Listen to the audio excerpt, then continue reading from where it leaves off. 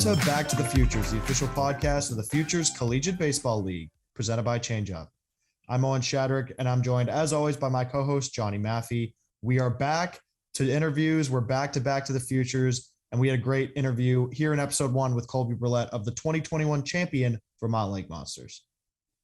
Yeah, I may have dragged on the cold talk a little too long. Colby's up. He goes to Clarkson. And, the Lake Monsters tweeted today that it felt like -17. They, made a graphic with champ on the lake.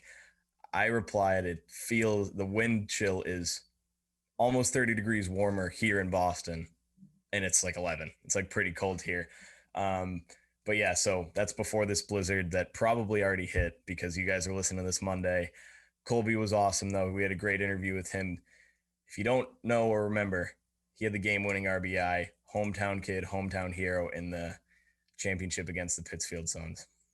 Yes, he did. Last time we were playing Futures League Baseball, that is what went down. Obviously, we have a new schedule and a new season here in 2022. For all that information, you can check out episode 0 of season 4. But we're ready to mosey on in here to season 4 of this podcast, and we got some great interviews coming up. And again, I'm excited for you guys to hear this one. Yeah, absolutely. Let us know what you think. Follow us at Futures League of New England on Instagram, at the Futures League on Twitter, or on Facebook. Just search the Futures League, and subscribe on YouTube, SoundCloud, Spotify, and iTunes. All right. And without further ado, let's get you to that interview with Colby Brouillette.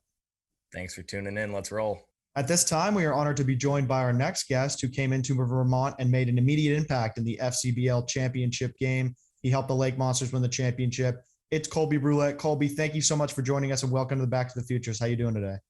Good. How are you? Colby, thanks for coming on. So we're going to start this where you kind of started your Lake Monsters experience. It was not as a player. You mentioned to us that you went to games as a kid over the summers. What are your memories of that? Some of the early ones or the funnest ones of being at Centennial before you even knew you could be a college baseball player? Yeah, absolutely. So back when I was probably 7 or 8 years old, just playing Little League, my dad and I would go to Lake Monsters games. And some of the stuff I remember vividly is, one, getting Dippin' Dots at the field. I thought that was awesome, watching a baseball game, getting some Dippin' Dots. And 2, they used to have recliners on top of the visiting dugouts, like on the roof, like just behind that. And I always thought that was like the coolest thing ever. There was 2 recliners, and I'm like, those people that are sitting in recliners watching baseball, like that's just awesome. And it was super cool, having a minor league affiliate team in Vermont. That was Vermont's really only professional sport, and being a half hour away from home, it was just awesome to always go watch the Lake Monsters play. So you got to watch them, and then finally this year you joined around the beginning of August for the final stretch of the regular season and the title. What was it like when you got the call, when everything happened and you got out there and then you tore it up? Yeah, I'll never forget it. I was actually in Cooperstown when I got the call from Coach Richards. We had a couple games in Oneonta, New York, and we stopped in Cooperstown on the way to check out the Hall of Fame again and, go through the downtown, look at the cards and all that stuff. And as soon as I got the call, I called my dad right away and I was like, you're never going to believe this, but once I'm done here in New York, I'm going to play at Centennial. And he was actually in Cape Cod on vacation at the time, and he couldn't believe it. And I mean, I was shocked that my, dream was about to become a reality, and man, was it ever a dream? That's for sure. I would have never even expected us to win the championship. I was just excited to be there at Centennial, playing for the Lake Monsters back in Vermont. Yeah, and before we will talk about that championship, obviously. Before we even get there, we have some breaking news. Multiple sources from the FCBL have told us that you are returning to the Vermont Lake Monsters this summer. How easy of a decision was that? When did they come? How did that come about? Who talked to who? And how are you back on the Lake Monsters this summer? Yeah, so that is true. It was actually decided that night. We won the championship. I had a conversation with Coach Wilk right after. Like you guys said, I only had a 3-week experience roughly, but it was one of the best experiences of my life and was such an easy decision. He asked me to play And I instantly said, yes, I will 100% be back here next summer, and can't wait for an actual full season with the Lake Monsters. Yeah, it's awesome. Owen Schefter over here breaking a little news. It's awesome to have you back in the league. Guys like you are great for the league. And we're going to talk about last season now. The championship, you guys took games 2 and 3. You won it in front of the home crowd. You got the game-winning RBI. We met a few of your family members after the game. Can you describe that? I mean, I know it's, a few months, many months later, but what's your perspective being the fan and then getting the game-winning RBI for your dream team? Oh, absolutely. I mean, like I said, I never expected it to happen. Before the game, a lot of nerves, but at the end of the day, it is still a baseball game, and you just got to go out there and play and, give it your all and do your best. And that's all you can ask for. Luckily enough, we were able to come out on top. And as I said to you guys a few months ago, whether that fifth or sixth inning, where we scored those 2 runs that Jimmy knocked in, and I believe I was on deck, or I 2 after Jimmy, just to hear and see the fans and the crowd just erupt. Like, it was just, I've never seen anything like that before. Like, it was insane. I couldn't believe where I was in my life at that point. I literally, like, I should have asked Coach Wilt to pinch me, because I was like on cloud 9, and I'm just in the on deck circle, and I'm just like, wow, okay, take a breath. Like, it's still a game, just relax. And, at the time, I wouldn't have thought the 3rd run would be the end up game winning RBI, but that's why you play it out. Every run matters. And, I was fortunate enough to bring Jimmy home across the plate there. Yeah, certainly every run matters. And I talked to you post game and we talked about it a little bit. What was it like winning it for not only yourself and for the fans of Centennial Field, but for, your state of Vermont and for Burlington and all the surrounding areas? Oh, it was a huge deal. Like I said, it was a dream come true for me in the summer, and it still is. It's something that I personally will never forget. My family will never forget, and probably, the city of Burlington will never forget.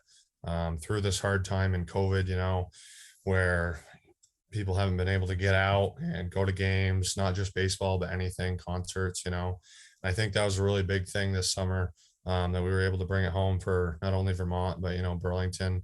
And I just think it's something that the community will really enjoy, and hopefully we'll have, even more numbers in the crowd this summer moving forward. Yeah, we can't wait for the fans to get back out to the field this summer. And we have a really hard hitting question here right now for you. So I mentioned it, talked to you after the game. You were rocking a very nice hot dog hat. And unfortunately, we found out that the hot dog hat will not be making an appearance on this podcast. First of all, how did you even get that hat? Where did that come from? And is it making an appearance this summer? Yeah, so actually, we had 25-cent hot dog night at Centennial, which was a super cool event. Unfortunately, we weren't able to get any hot dogs because we were playing, but it was a great night, and it came from that night. My mom got it for me, and funny story, actually, my grandfather, I have a lot of family support, being local and being from Vermont. And my grandfather brought a sleeve of quarters and was kind of handing it out to all my family and friends that were there. And he's like, "Don't worry, guys, hot dogs are on me tonight." So that was funny. But yeah, so that came from that night. And unfortunately, it was in the locker room. And that night, I don't know where it went. Ooh. That's all right. I'm sure they have plenty. It was in the top of my locker, and the next morning when I went to go clean out my stuff, it was gone. So hopefully the Lake Monsters continue to make, the foam hot dog hats, because that was awesome. That's one of the coolest hats. I mean, I've got a ton of hats, not that I need any more, but that will certainly be something I'm looking forward to this summer. Yeah. Definitely. So I don't know how much you guys get to pay attention to all the in-game promotions between innings. I'm sure you did, as a fan. What's your favorite amongst, whether it's the tricycles or the football or the mini Teslas? Do you have a favorite between inning promo? There's certainly a lot of them. Like the money grab one is always funny. Mm-hmm. I remember last year, I think a little kid, like 3 years old, was like trying so hard he like fell on the ground, and I felt bad for the kid, because he's trying to beat his sister or whatever. But I'd say either the money one or the mini Teslas. Those are pretty cool. Yeah, there's a lot of fun promotions up there in Burlington, and we're excited to see. I'm sure they have more up their sleeve for this summer. And we've talked to pretty much every Vermont person we've had on this podcast about the amount of shift that the roster had throughout the year. Coach Wilkes said you guys had about 3 different rosters, and you were on that third one that helped win the championship. So what was it like coming in so late and fitting into that culture? And it was evident that you guys had that chemistry for the final 8 regular season games and beyond. Yeah, so I was a little bit nervous going in, new team late in the year. I figured, the team would be already kind of set, and, their team chemistry would be, already set without me and stuff like that. But all the guys were very welcoming, and coaches were very welcoming. I got to know pretty much everyone within the first week, knew them very well, it felt like. And certainly, the guys that left still know them well, so still are in contact with them. And I just couldn't believe the team chemistry that we had for a summer college baseball team, guys from all around the country, different schools, different divisions. Everyone just had each other's back, and, everyone was there to work hard and win. You still keeping in touch with some of those guys? Yeah, I talk to Jimmy almost every day. Tyler Favoretto, I talk to a lot. And Wyatt Cameron, I talk to him a lot as well. Yeah, that's what's cool about summer ball. It's like Jimmy's another D3 kid like you, but then you had I think you and Ethan Anderson overlapped a little. He's headed to the ACC. It's just a bunch of different bodies, really. Clark from Harvard through the last out for you guys. Just a bunch of different bodies. Were you, as a D3 kid, not worried or scared, obviously, but what was it like knowing that there's going to be so many different guys from, some really talented programs? Yeah, so when I looked at the roster, before I got there, certainly saw a lot, the 3 Virginia boys, 2 Harvard pitchers, and a Vanderbilt pitcher. I was like, wow, this team's going to be really good. And I just took it as a learning opportunity. I have my certain way and approach, to my game, and that's pretty much just what I stick to. But I also, said, hey, these guys go to a lot of big name schools. Let's see what I can learn from these guys. And I certainly learned a lot about what their approach is, what their work ethic is like, and, kind of compared it to mine. And, at the same time, we're still baseball players. So I was able to, help them with some stuff as well. Yeah, and pitcher of the year, Pat Harrington, was on that roster as well. Him and Billy Oldham cruised that into the 9th inning, that game 3 of the championship. You guys got them, a perfect amount of runs. You guys won by 1.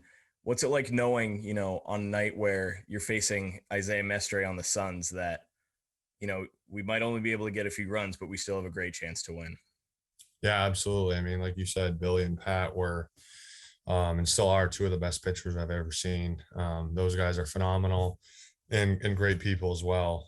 Going into the game, we knew Coach Wilk has seen that pitcher for the Suns a couple times, kind of gave us a scouting report on what he has, how he likes to attack lefties and righties. I just tried to make an approach, look for the first fastball I can drive. And that's pretty much what my approach is. And moving forward, it might change, but that's what it was for this past summer. And just look for my pitch, and, was able to attack it, and, was successful on that game-winning RBI. Yeah, I guess I didn't even think of, a point you just said there. You didn't have a scouting report, a personal scouting report on them because you showed up late. But is that better or worse than them not having a scouting report on you either? That's a great question, to be honest with you, because what Coach Wilk had for information and our other coaching staff was very helpful to me. Mm-hmm. This past spring season, when school started to see me a few more times, they made an adjustment to how they approached me. and I was able to, adjust my approach at the plate. They started throwing me more first pitch curveballs, and more, behind in the count curveballs. We actually ended up working on that in practice, off the machine. And I actually adjusted very well to that. I'll never forget, we played University of Rochester. And that series, I think I went 11 for 19 with 3 RBI or 3 home runs and like 9 RBIs, based off that adjustment to, not just first pitch fastballs, because they've seen me a few times working on that adjustment. So I would say I don't really have a distinct answer for you on that. Yeah. Like I said, the certain scouting report that Coach Wilk had certainly helped. But as for next summer, the first games, I'm going to have to see how I'm being pitched to and kind of go from there. But I'd say either or, to be honest with you. That's a hard question for sure. Yeah, definitely up for debate still. So what are you up to now? I assume Clarkson has some indoor facilities for this time of year. Yeah. We have an indoor turf facility with 2 cages and 2 machines. We are currently just doing captain's practices, but we start up with coaches Sunday. So perfect. You guys doing live ABs yet or no? Not quite. Just because it's captain's practice right now. We just do pretty much, tee, soft toss, machine work, and then some indoor fielding. Pitchers are throwing pens. They just started pens 2 days ago, yesterday. Yeah. So getting that all ramped up, and then, hopefully getting ready for the big trip to Florida in March. Absolutely. Is that your first game in Florida? Well, we're supposed to have games before then, but currently there's a lot of snow up here in Potsdam, New York, and I don't see that going away anytime soon. Luckily, the fields that we are playing at are turf, and they do plow them, but at the same time, it'll still probably be cold beginning of March up here. So as of right now, they're scheduled, but don't know if that's going to happen. So, yeah. So this pod's coming out Monday. So everyone's listening on Monday, but we're talking to Colby on Wednesday, and it is right now 2 degrees in Potsdam, New York. How do you deal with that when it's, what's the coldest you guys practice in? Outside, you mean, or inside? Inside, outside. Sorry. Yes. Outside. Okay. So normally before we go to Florida, like the first couple days in March, if it's decent out, which is like 20 to 35 degrees roughly and sunny. If it's that kind of weather out and the lacrosse team isn't practicing, we have a indoor turf facility and then an outdoor turf field where our soccer and lacrosse plays. We'll go outside and do some BP outside and, go through the infield and that kind of stuff out there. But that's like a couple days before we go to Florida. But I'd say roughly anywhere from 25 to 40 degrees tops is kind of what we practice in. That's a good round number. Nice and warm. It's 20 degrees warmer here right now, and it's pretty cold. My whole take on it is, if you can agree or disagree, if it's not windy, it's not cold. Absolutely. It was negative 28 last weekend here. And the wind sucks. It was to the point where not only my nose hairs and mustache, but my entire beard was freezing when I walked outside. And it just, you get used to it at some point. I grew up playing hockey and I'm used to the cold, but if it's 0 degrees and windy, that's a lot worse than negative 20 degrees out and no wind, so absolutely. The wind is a huge part of it. I'll check that off on my my list of people. I'll tell them you agree. Yeah. So 2021, the spring, you were in 2021, you're named to the D3Baseball.com New York All-Region team. You were second in the Liberty League in RBI with 36. You had 12 doubles, which was good for third in the league. You hit 337 and started 26 of the 27 games. So after a long off season, a year of all those questions, a year of who I don't know how Clarkson dealt with it, but How did it feel to hit so well and then, go have a good summer too? It was a blast. I was very fortunate to have a good year last spring. Put in a lot of hard work in the fall season. As you guys know, pretty much if you play college baseball, it's year-round commitment. We have a fall season, we have a winter season. Even though it's not with coaches, we still are hitting 3 times a week, lifting 3 times a week. It's a year-round commitment, and it's always nice to see, that your hard work pays off. This past spring was pretty much my first full college season, because my freshman year we only played 9 games. So this was my first actual college experience, and not only just here at school, but the summer in Glens Falls, and obviously with the Lake Monsters, just to play that much baseball again, and get back to normal life again with COVID and stuff. Like I was saying earlier, it was a ton of fun, just to go out there and play the sport you love, which is such a hard sport, and have great success with it. It was a great summer and a great year. Yeah, it was certainly a great year for you. Before we get back to Colby Brouillette, we want to share a message from our friends at 78 Sports. Do you have kids playing baseball or softball? We all know practice time is limited, especially here in New England. Not to mention the cost of lessons and cage time can add up quickly. Save yourself time and money by giving your kids what they need to work on their game at home. Our friends at 78 Sports can help you put together the perfect at-home training setup. Whether you want to start small with just a tee and hitting net, or looking to set up a full cage with turf and a pitching machine, they have you covered. The team at 78 Sports has designed and installed hundreds of home and commercial sports training facilities, so let them help you plan the perfect setup for your space. Visit the 78 Sports website at 78sports.com. That's SEVENTY number 8 sports.com. For a limited time, just by mentioning Back to the Futures, you'll receive a 10% discount off your order. That's SEVENTY number 8 sports.com. Now back to Colby. On the field, you've both caught and DH, or you're listed as a utility player and a catcher on the Vermont Lake Monsters and the Clarkson website. So is there a preference there between catching and DHing? Wasn't really a preference. I had a little bit of an arm problem this, let's see. So my sophomore fall, I hurt my arm. So, which is why I DH'd for Clarkson, for the Glens Falls Dragons, and the Lake Monsters. This past off season, I had surgery on that, and I'm in my second week of my hitting program now. So I am fully rehabbing it. I'll be back as a DH for Clarkson this spring.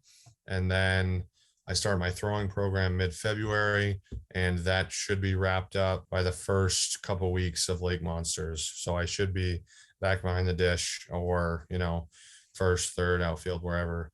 I grew up in a small town, and my dad kind of taught me to play everywhere, just because it's kind of what we needed. Sometimes I'd catch, sometimes I'd pitch, sometimes I'd play short, kind of play all over the place. So that's why I'm listed as a utility as well. But mainly catching and DH, just because that's kind of what I've done the most, and not really a preference. I mean, I certainly love being behind the dish, calling the game, having that connection with my pitcher, being in charge, being able to see the field, everything, telling people where to go, what to do. I love that part of the game, but I also, hitting is my favorite part. I love to hit. I love to swing the stick, and but that comes with its own challenges as well. I experienced that this past spring at Clarkson. Put it this way, when it's going well, it's awesome. When it's not, it's tough, because if you're catching and let's say you go up and strike out, you can make a big block or throw somebody out or steal a strike to, kind of pick yourself back up. But with DHing, go right into the same box, and you have to repeat yourself and, try and, be successful, get on base, get a hit, drive someone in. So DHing is certainly tough, but it's certainly, a very enjoyable position as well. Yeah, that's when you get Big Papi bashing the telephone in the Orioles dugout. Absolutely. Yeah, I actually, you guys probably Hall of Famer Big Papi. That's right. Yeah, I I just pulled a nice David Ortiz card the day of his election. So he's my favorite all-time Red Sox player. So very excited to hear that. Yeah, obviously that's great that he made the Hall of Fame. And you said it's definitely all mental. So kind of on that note, when you're catching, obviously pitchers, they'll know days in advance when they're pitching, but for you when you're catching, how far in advance do you know? And is it tough to kind of find out the day of if you don't have a great relationship with the pitcher, or if you have to be the battery for that game? Does that become tough for you, or do you usually know further in advance when you're catching? Pretty much coaches will tell you, a day or two in advance of what the game plan is, who's pitching game one, who's pitching game two, if you're going to catch both, or if you're catching game one or two. So mentally, that's kind of a nice breakdown, giving us a game plan on what the game's going to look like. But as you know, injuries happen, stuff happens in baseball. Sometimes you got to go in when you're not expected to. And, it's just something you got to be ready for. And as an experienced baseball player, you kind of get used to that because stuff happens all the time. It's a long season, and you just got to make the most of it. You might have caught the game before, but the backup got hurt. Your legs might be a little bit sore, but you kind of gotta just mentally drain that pain out and just kind of go through it. Yeah. So more of a technical question, I guess, when you get on the field in the fall, you got some new freshman pitchers or new transfers or whatever it may be. What's the first step that you're taking in working with those guys and building chemistry with those guys so they trust you, you trust them, and you guys can, win some ball games? Yeah, bullpens for sure. I mean, we spend hours catching bullpens here, getting to know what their pitches look like, how they move, what they're more comfortable. Well, as a catcher, that's when you realize what they're more comfortable with throwing, say in an 0-2 or a 1-2 count. And, as a catcher, you kind of mentally break the stuff down. Okay, this guy's got a good get me over curveball that he could throw first pitch. Okay, this guy's changeup is nasty. Like we'll try and work in high fastballs and then low and away changeups in a game, so that kind of stuff runs through your head as a catcher. And you also gotta talk to your pitchers. You got to ask them what they throw, what they're comfortable with, and then you've got to actually visualize it, see how you receive it, see what in your eyes what moves well, what doesn't, and you got to be honest with them, right? If they're asking you, is my cutter cutting? That you got to tell them the right info, whether or not it is, so that way they can adjust their grip or the way they release it, or stuff like that. So fall is all about getting to know your new pitchers, seeing your old pitchers again, making sure the stuff moves the same. Maybe they added a pitch, took a pitch away. So yeah, it's all about relationships. You said it. Before we return to our interview with Colby Brouillette, we want to share a message from our friends at Zorian Bat Company. Rob Zorian started the company Zorian Bat Company in 2003, literally out of the trunk of his car in Davie, Florida. Within 2 years, he was selling his wood bat line to Major League Baseball and continuing to manufacture the highest grade wood bats for Little League all the way up to the major leagues. Rob Zorian, founder and president of Zorian Bats, says, "I started the company in 2003 to service all baseball players in the United States and beyond. And after 19 years, our mission has not changed. We are very excited to have the opportunity to work with the Futures League and wish all of our players and coaches a healthy and successful season ahead." To find out more information about Zorian, go to zorianbats.com. That's Zorian bats.com. Zorian, America's baseball brand. Now back to Colby. And we mentioned it earlier, you had some awards from d3baseball.com. You've played at Clarkson. How much pride do you take in being part of and playing for a Division III school? Oh, it's a very big deal for me. I have a lot of friends that also play D3 baseball, and especially coming from Vermont, not a lot of people are fortunate enough to play college sports, let alone baseball, after high school, because there's not a lot of recruiting in Vermont. But when you're fortunate enough to be one, I think it's 3% of high school athletes go on to play college sports. That means something. You're there for a reason, and you've got to earn it to stay there. So that's kind of what drives me every day, and just try and get better each and every day. Some days are going to be better than others, obviously, but playing a college sport, especially D3. It does mean something. We played against Adam Zabrowski out of St. John Fisher College this spring, and I played against him this summer. He actually got drafted by the Braves this year, out of D3.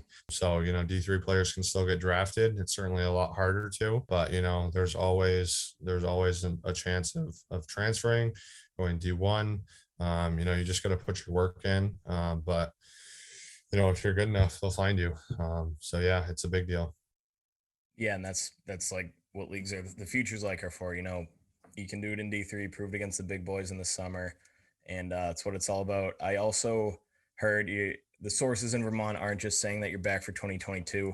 I've also heard you're at one point the best hockey player in the state. That's a quote, direct quote from the Vermont press box. Did you need to make a decision, baseball or hockey? Yeah, that was a very hard time in my life. So when I told people that I committed to Clarkson to play baseball, I'd say 50% of the people were proud of me, and the other 50 asked me why I'm not playing hockey. So That's hockey, not what you want to hear. yeah, exactly. So they're like, "Oh, you play baseball too?" I'm like, "Yeah."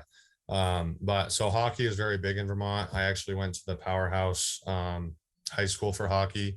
Bellows Free Academy has the most hockey state championship banners in the state of Vermont. I was fortunate enough to win 2 my freshman sophomore year, and start of my junior year of high school, my dad and I had a very serious conversation whether or not I wanted to go left or right, baseball or hockey. And it was a very hard decision. I loved hockey. I loved baseball. I played them both since I was 3 years old. And I was starting to get juniors offers for hockey my junior year of high school. And I was debating whether or not, 1, I wanted to go to prep school, 2, I wanted to stay at BFA, or 3, go play juniors and, hope to accelerate the process. And I, as a 16, 17-year-old kid, I had no idea what I wanted to do. My decision was based off of, where college hockey is at now. You need to play, at least 2 to 3 years of juniors to even have a look, at getting D3, D1 offers. Whether or not I could have gone D1, I don't know. I would have liked to think yes. But I didn't want to be a 21-year-old freshman and not know, whether or not there's a school out there for me, which is why I decided to go the baseball route. Was fortunate enough to have a couple offers out of high school, and was able to be a true freshman and get into college when I was 18. But yeah, hockey was and still is a very big part of my life. I play club here at Clarkson, and it's a ton of fun. Absolutely. All right, so crucial question for us down here in Boston. Off of that, is Tuca going to be all right, or is this just going down a bad hill? I don't know. I was surprised when I saw that they signed him back. I didn't have a problem with Tuca. I know some people did. I'm all New England fan, so I'm a Boston Bruins, Red Sox, Pats. I'm not a huge basketball guy, but I'll root for the Celtics. Yeah, and also they had a lot of COVID problems too. A ton of guys on the list, but I don't know. It's not looking great so far, but I don't know. I hope my boy Pasta can pick it up here soon. Oh yeah, I love Pasta. Used to live near him in the North End here in Boston, and I saw him once in a while in his plaid suits and matte black Mercedes or whatever, just Really? pulling up. Yeah, it was. He's one of him and Marshawn are my 2. Yeah. So I was a center. So I really like Bergeron as well, just because he's so, defensive oriented and so good at faceoffs, coming from a hockey perspective. That's kind of what I pick up on. But I actually won a signed Pasta jersey through my American Legion when I used to play Legion ball in high school. We had an event, and I was able to win a Pasta signed jersey, and I still have it in my closet at home. But that's something that I just think is the coolest thing ever. I wouldn't even wear that. I wouldn't trust myself. I just hang it right up. Nope. Yep. I don't wear it. That's what I it's don't wear for. it. I just look at it. Yep. Just look at it. Nice and pretty up there. Absolutely. Yeah, well, at the end of the day, you chose the baseball route, and we're very happy to have you in the baseball universe, of course. And we now move on to our final segment. It's called Quick Hits. It's presented by Zephyr, the official on-field hat of the Futures League. Zephyr, high quality and innovative design since 1993. So Colby, we got a few more questions for audience to get to know you better. Is that okay? Sure. All right, let's roll. Who was your favorite teammate in your brief time with the Lake Monsters? Oh, wow. Oh, boy. There was certainly a lot of them, a lot of guys that I knew from Vermont beforehand. I'm going to have to say Tyler Favretto. He really helped me get acquainted with the team. Really helped me, I wasn't in the biggest slump with the Lake Monsters, but if I, rolled over, grounded out, struck out once, he'd always be right there and be like, hey man, like you're too good of a hitter to get down on yourself. Like, we need you. It's a lot of ball left. So, and, we're still in contact today, and he's also coming back as well. So yeah, I'd say Tyler Favretto. Yeah, more breaking news here on Back to the Futures. Favretto back with the Lake Monsters as well. And that's always good to have one of those teammates. And it's always good to have a walk-up song too. So what are you blasting through Centennial or otherwise when you're walking up to the dish? Yeah, so that was a tough question for me when they asked me. So my walk-up song at Clarkson is John Cena's song. His walkout song. I just think it's a really cool beat, and it's just, kind of upbeat and gets me going. But when I came home, I chose Still Going Down by Morgan Wallen, the part where it says, because I'm from a small town. The town I'm actually from in Vermont doesn't even have a traffic light. It's that small. And I'm a big country music fan, so I thought that was a well-fitting song. So that Dustin Lynch One Stoplight Town song, or whoever sings that doesn't even apply to Georgia. Nope. Just stop signs, maybe a few yields, but that's it. Yeah, me and Johnny definitely approve of the country walk-up song for sure. And you mentioned favorite big league team being the Red Sox. So who is your favorite big league player, whether it's current or historical? So historical, like I said earlier, David Ortiz was my favorite Red Sox that I actually watched. I was able to catch a few of his games before he retired when I was younger. Just really loved his swing, especially me being a lefty, and just how clutch he was for the Red Sox. And then currently on their roster last year, I'd have to go with Kyle Schwarber, and it makes me very upset. I don't think they're going to re-sign him. Before the lockout, I heard the Phillies were very interested in him, and it didn't sound like he was going to be returning. Another sweet lefty swing. I kind of have a tendency to, like lefty batters just because it's kind of comparative to my swing, because I'm a lefty, but, how do you not like Mike Trout's swing as a righty? It's just, but yeah, so I'd say David Ortiz and Kyle Schwarber. And what about your favorite ballpark you've either been at as a fan or played in? Oh, it has to be Fenway.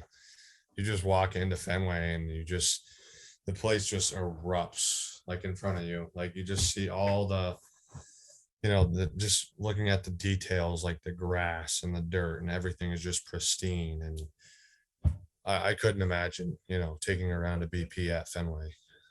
I've done it virtually through HitTrax, and I actually wrapped one around the pesky pole, and I thought it was the coolest thing ever.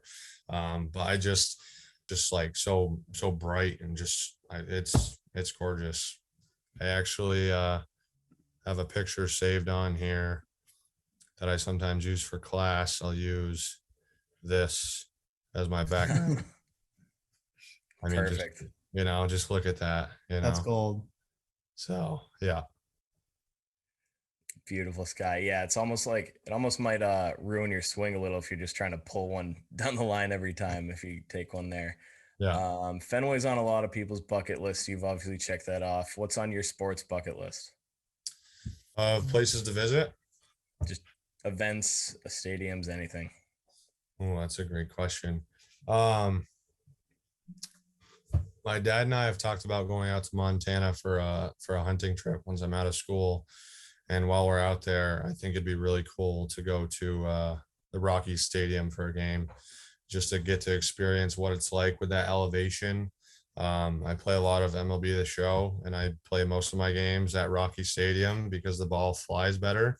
And I just think it'd be cool to experience, what that kind of feels like, in Vermont or the Green Mountain State. But out west, it's a completely different, kind of mountains. So I think that'd be cool, pretty cool to experience. Hit it high, let it fly. Exactly. Are you superstitious with baseball, or were you with hockey? Absolutely. Is it a secret? Are you allowed to tell us? I mean, I've got a lot of them, as a baseball player.